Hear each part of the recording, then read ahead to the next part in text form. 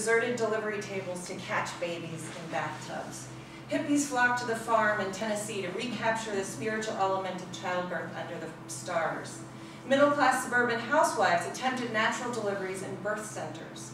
Lay midwives battled not only with the law, but with nurses, doctors, and nurse midwives for the right to tend women at birth. Today, malpractice insurance and legal restrictions have devastated home birth practices of both lay and certified nurse midwives.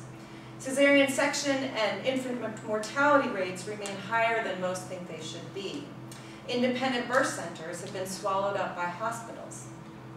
So my question is, given the growing momentum of natural childbirth in the 1970s, as well as the frustration expressed, like in the story Childbirth Made Difficult, that seemed to resonate with many women in this era, why did it fail to capture a wider range of supporters? And this gets to my bigger question of the successes and failures of women's health more generally. Part of the problem in this case stemmed from varying definitions and types of midwives. Lay midwives, sometimes also referred to as direct entry midwives, practice home births without a nursing degree, while certified nurse midwives received professional training in nursing and met the criteria for certification by the American College of Nurse Midwives. Many lay midwives who emerged in the 1970s had plenty of training as midwife apprentices, but did not participate in a formal education program. They interpreted childbirth as a natural event that should not normally require medical intervention.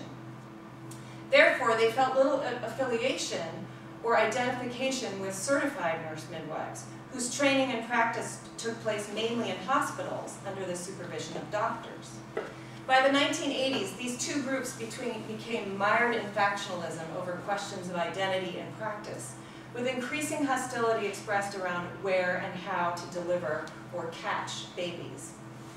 Within these groups, one particular midwife, who happened to also donate all of her papers to Harvard, hence my ability to tell her story, she developed a special place in the modern midwifery movement as someone uniquely qualified to bridge the gap between the two fields.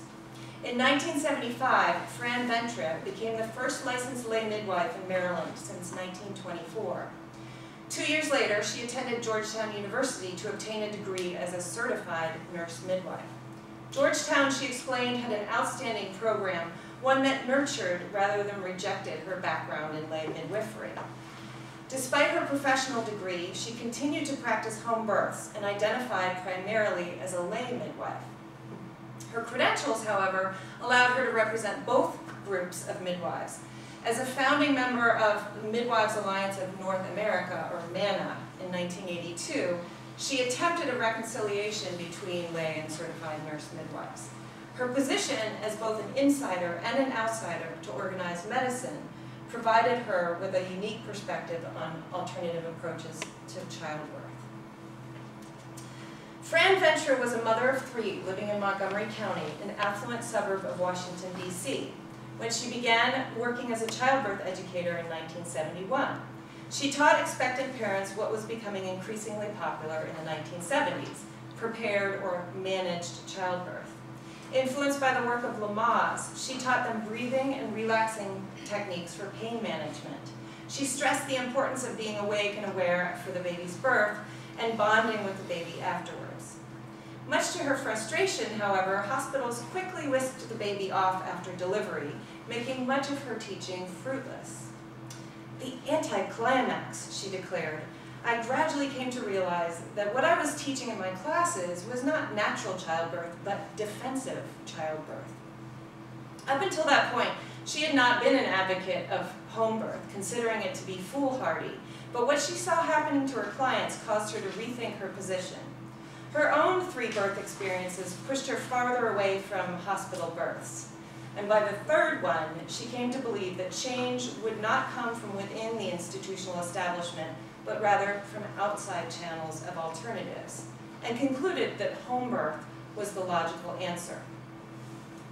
The first natural birth that Ventre witnessed happened rather unexpectedly. Her best friend wanted to deliver at home with the assistance of a physician, but the birth happened while the physician was in scheduled surgery. No surprise. Ventra and another childbirth educator, who happened to also be an underground midwife, delivered the baby.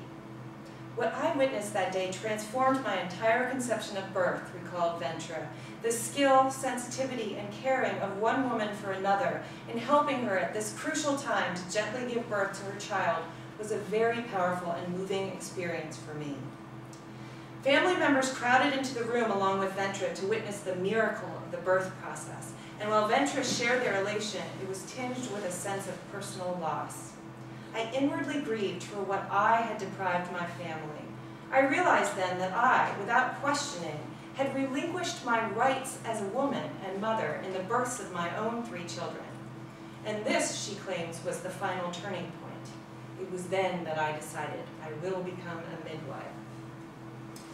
And these are some articles after she established herself as such.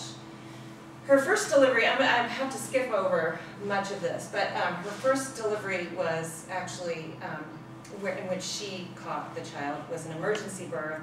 It was supposed to be a home birth, and then the midwife in charge detected meconium in the waters, in the membrane waters.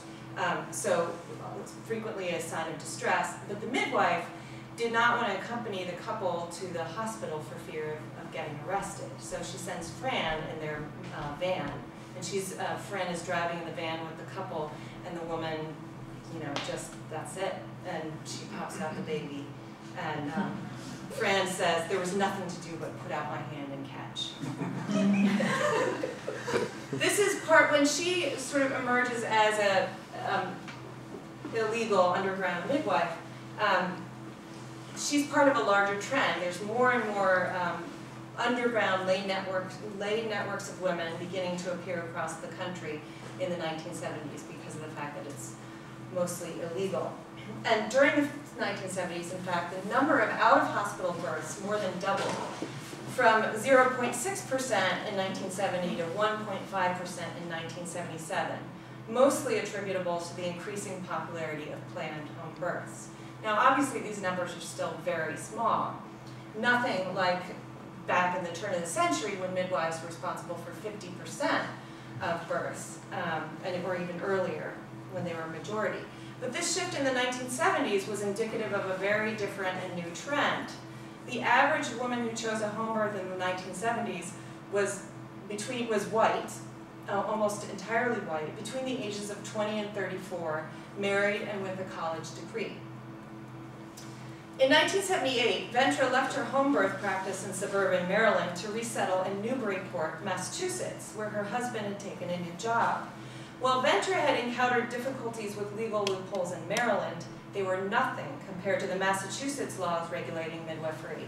She was newly endowed with a nursing degree from Montgomery College and midwifery training from Georgetown University, as I mentioned before, which allowed her to deliver babies in hospitals, but not at home. Lay midwifery was illegal in Massachusetts at that time, and while home births were legal in the state, neither certified nurse midwives nor any nurses at all could attend them. Only 3 other states prevented these types of attendance at home births: Alabama, South Dakota, and Wisconsin. This law affected some 140 certified nurse midwives practicing in Massachusetts.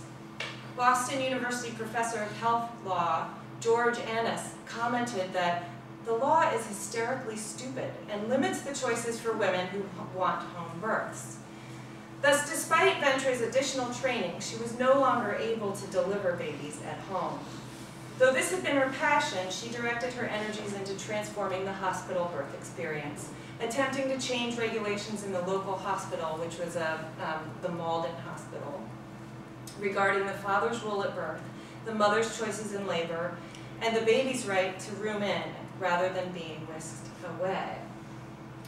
This is coverage when she moves to Massachusetts about her ideas of doing this at Malden Hospital. Ventra's observations and visions for the hospital, recorded in the local newspaper, did not go over well by the hospital's chief of obstetrics and gynecology, Dr. Peter G. Fanicos, who responded with an angry rebuttal. The Malden Hospital has a long and proud history of providing obstetrical and gynecological facilities to meet the changing needs of the women of the communities which it serves.